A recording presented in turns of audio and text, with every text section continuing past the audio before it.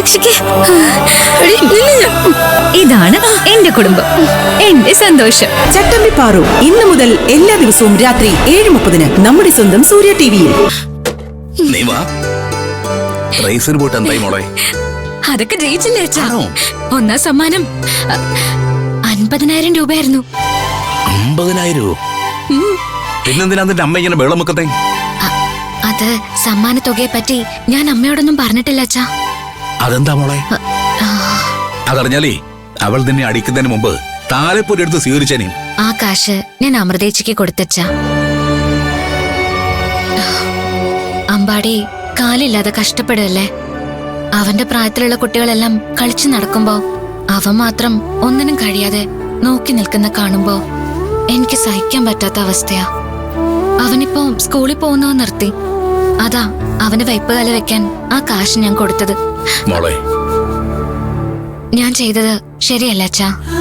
എന്താ സംശയം? നിന്നെ ഓർത്ത് അച്ഛന് അഭിമാനമുണ്ട് മോളെ. നമ്മളെ കൊണ്ട് പറ്റുന്ന പോലെ നമുക്ക് ചുറ്റുമുള്ളവരെ സഹായിച്ച് ജീവിക്കണം.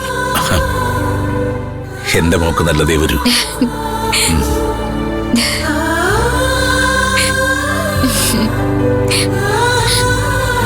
എവിടെ നമ്മുടെ ചേച്ചി?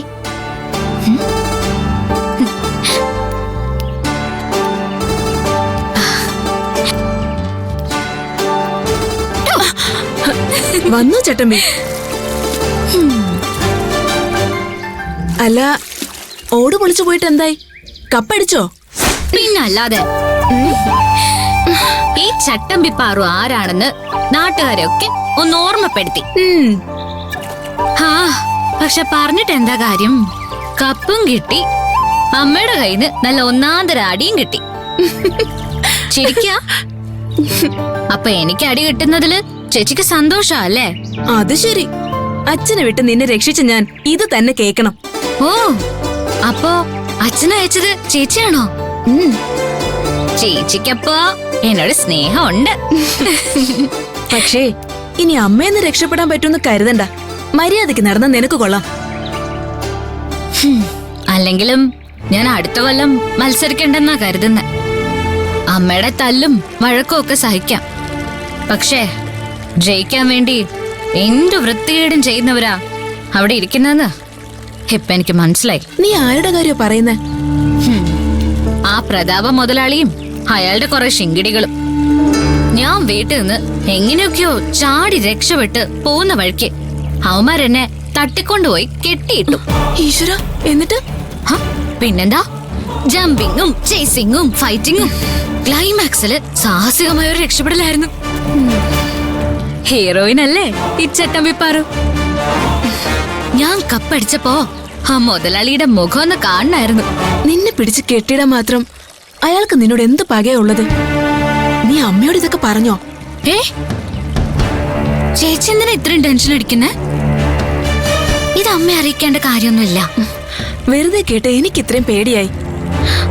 നീ എന്താടി ഒന്നും നടക്കാത്ത പോലെ പെരുമാറുന്നത്? എല്ലാ പ്രശ്നങ്ങളും അവസാനിപ്പിച്ച് കപ്പടിച്ചില്ലേ? ഇനി എന്തിനാ വെറുതെ എല്ലാരും അറിയിച്ച് ടെൻഷനാക്കുന്നേ? ഇങ്ങനെയൊക്കെ നിന്നെ ഉപദ്രവിച്ചിട്ട് അയാൾക്ക് എന്ത് നേടാനാ? എന്നെ ഇങ്ങനെ ഭീഷണിപ്പെടുത്തിയാലേ ഞാൻ അവനെതിരെ പോലീസ് സ്റ്റേഷനിലും പഞ്ചായത്തിലും പരാതി കൊടുക്കുന്നത് നിർത്തുമെന്ന് പ്രതീക്ഷിച്ചായിരിക്കും. അയാൾ എന്തിനും മടിക്കാത്തവനാണെന്ന് ഇപ്പൊ മനസ്സിലായില്ലേ?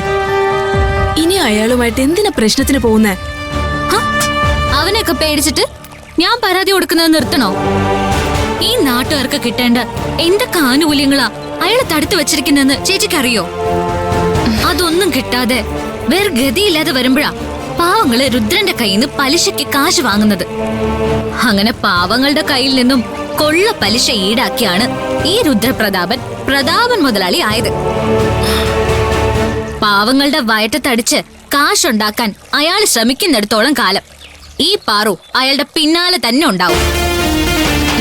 അയാള് ചെയ്യുന്ന എല്ലാ അന്യായങ്ങൾക്കും ഈ പാറു പരാതി കൊടുത്തോണ്ടേയിരിക്കും. എനിക്കൊരു മുതലാളിയും പേടിയൊന്നുമില്ല. ശരി, നിനക്കൊന്നും പറ്റില്ലല്ലോ?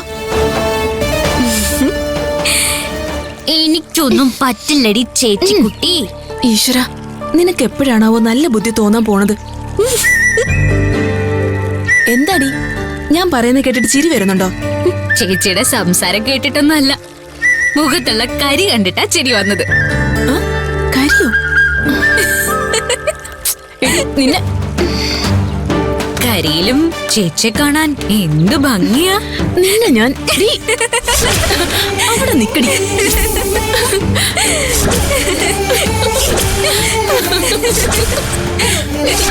നിക്കാണ് പറഞ്ഞ അവിടെ നിക്കാൻ. നിക്കവിടെ, അവിടെ നിക്ക്. അയ്യോ ചേച്ചി നിക്ക്.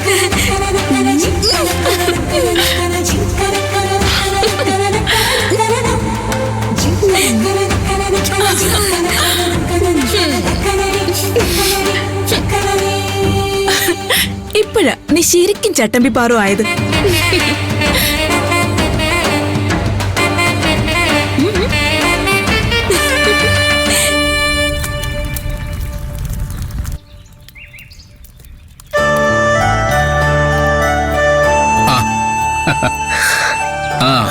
സ്വാമി നമസ്കാരം. നമസ്കാരം. ചേട്ട എന്നെ അന്വേഷിച്ചെന്നു, കണ്ണം പറഞ്ഞിരുന്നു. അതെ, എന്താ കാര്യം? അകത്തേക്ക് വാ, പറയാം. ആ മോളെ, സ്വാമിക്ക് കുടിക്കാൻ കാപ്പി എടുത്തോണ്ട് വാ. അമ്മയോട് ചോദിച്ചിട്ട് വരാനും പറ. ശരി അച്ഛാ. ഇനി സ്വാമി. ആ ലക്ഷ്മി മോളെ, സുഖല്ലേ? സുഖേട്ടാ. എന്താ ചേട്ടാ വിളിച്ചത്? എന്തെങ്കിലും വിശേഷമുണ്ടോ? സ്വാമിയേട്ടന് എന്തെങ്കിലും ആലോചന കൊണ്ടുവന്നാലല്ലേ ഈ വീട്ടിൽ എന്തെങ്കിലും വിശേഷം നടക്കൂ. ചേട്ടനെയാണെങ്കിൽ കാണാനേ കിട്ടുന്നില്ല. അതാ കണ്ണേറ്റം വഴി വിളിച്ചു വരുത്തിയത്. ഓ, നല്ല ആലോചനകൾ വന്നാൽ ഞാൻ പറയില്ലെന്നാണോ നിങ്ങൾ വിചാരിച്ചേ? ഞാൻ ബന്ധം നോക്കുന്ന നല്ല കുടുംബക്കാരോടൊക്കെ ലക്ഷ്മിയുടെ കാര്യം പറഞ്ഞിട്ടുണ്ട്. മോളുടെ ഫോട്ടോ കാണുന്നവരെല്ലാം മോള് ലക്ഷ്മിയല്ല, മഹാലക്ഷ്മി എന്നാ പറയുന്നേ. പിന്നെന്താ ഏട്ടാ ഒരാലോചന പോലും ശരിയാവാത്തത്? പെൺകുട്ടി മഹാലക്ഷ്മി പോലെ മാത്രം ഇരുന്നാ പോരല്ലോ. വീട്ടിലേക്ക് കയറി വരുമ്പോൾ ലക്ഷ്മി എത്ര കൊണ്ടുവരുമെന്നും അവര് നോക്കുമല്ലോ.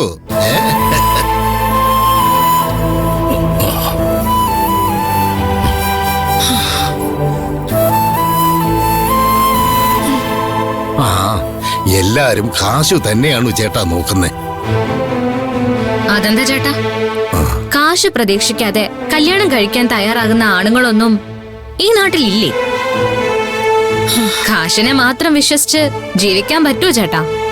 ഇന്ന് കാശുള്ളവരുടെ കയ്യില് നാളെ കാണില്ല, അത്രേ ഉള്ളൂ. പക്ഷേ സ്വഭാവം അങ്ങനെയല്ല, അതെപ്പോഴും കൂടെ ഉണ്ടാവും. ആ കാര്യത്തില് എന്റെ ചേച്ചിയെക്കാളും നല്ലൊരു പെൺകുട്ടി ഈ നാട്ടില് വേറെ ഉണ്ടാവില്ല. കുട്ടിക്ക് നന്നായിട്ട് സംസാരിക്കാൻ അറിയാലോ. തനിക്ക് തന്നെ ചേച്ചിക്ക് പറ്റിയൊരു ചെക്കനെ കണ്ടുപിടിച്ചൂടെ? കണ്ടുപിടിക്കുകയും ചെയ്യും, നിങ്ങളുടെ ഒക്കെ മുന്നിൽ വെച്ച് നല്ല ഗംഭീരമായിട്ട് കല്യാണം നടത്തുകയും ചെയ്യും. പാറു, മിണ്ടാതിരിക്കടി. മൂത്തവര് സംസാരിക്കുമ്പോ ഇടയിൽ കയറരുതെന്ന് നിനക്ക് അറിഞ്ഞൂടെ? സ്വാമിയേട്ടനൊന്നും തോന്നല്ലേ? അതൊന്നും സാരമില്ല. ഇവള് ചേച്ചിയോടുള്ള സ്നേഹത്തിൽ പറഞ്ഞു പോയതല്ലേ. ആ, എങ്കിലേ നിങ്ങൾ കാശ് സംഘടിപ്പിച്ചതിന് ശേഷം എന്നെ അറിയിച്ചാ മതി. ഞാൻ നല്ല ആലോചനകൾ കൊണ്ടുവരാം. എന്നാ ഞാൻ ഇറങ്ങട്ടെ. ശരി എന്നാ. കല്യാണം നടത്താനുള്ള കാശിന് ഞാൻ ആരുടെ അടുത്ത് പോകാനാ ഭഗവാനെ? കുടുംബശ്രീ ജോലിക്ക് പോയും പശുവിനെ കറന്നു കിട്ടുന്ന കാശും കൊണ്ട് അന്നത്തെ ചെലവുകൾ കഴിഞ്ഞു പോകുന്നല്ലാതെ ഞാൻ ഇത്രയും കാശ് എവിടെ നിന്നുണ്ടാക്കാനാ? ഞങ്ങളുടെ വിധിയായത്.